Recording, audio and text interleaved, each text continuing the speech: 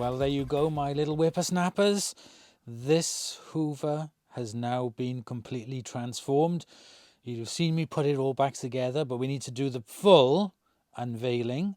So, after 3, 2, 1, da-da!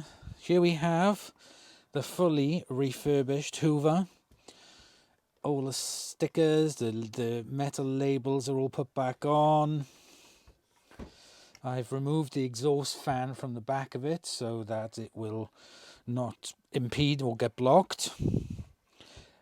The Hoover sign on the side has now been put back on. So like as you would have seen, the Hoover, what did I say, was 417E? Yeah, 417E of 510 watts. So inside we have a bag, a fleecy SIBO bag that's fitted to it. Close the hat, and it is time to turn it on.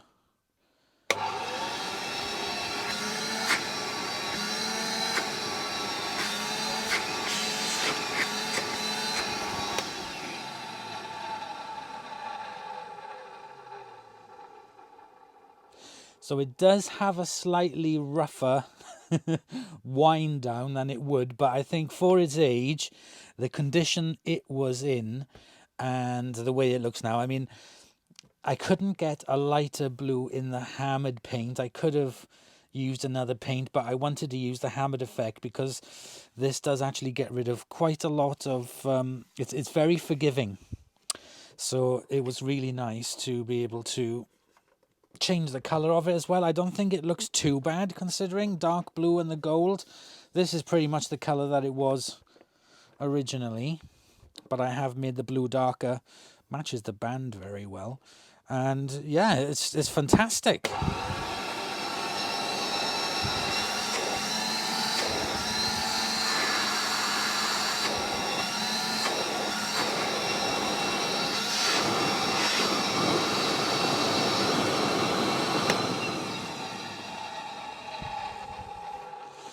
So the entire inside of this is painted in the same color blue. The motor and the brackets, they're all painted in the gold. Not you'll be able to see it unless you look down inside here without the bag. Then you'll be able to see the color of it. But these ones didn't have like the older ones before this. They had like 2 layers. You had the outer casing, and then you had an inner casing then, which was where the bag went in. Whereas these, to make them lighter, probably cheaper as well, it's just one. There's just one layer of metal, so that was nice and easy to do. The older ones would have the silver inside. I think Electrolux just still carried them on. This is not a light machine by any means, but that's the way they were back then. They were kind of heavy.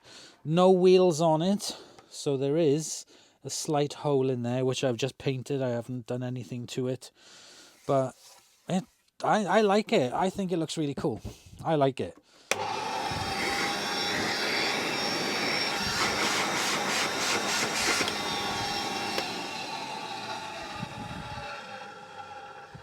So there we go. The owner has the hose and the accessories for this machine.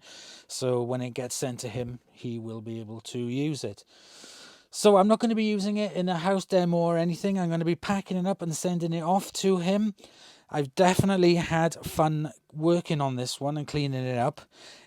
I mean, if you looked at it really, really close, you could see it's been repainted. You know, it's not been sprayed or anything, but for something that was literally just going to get chucked in the bin, bringing it back to life for fit to purpose again.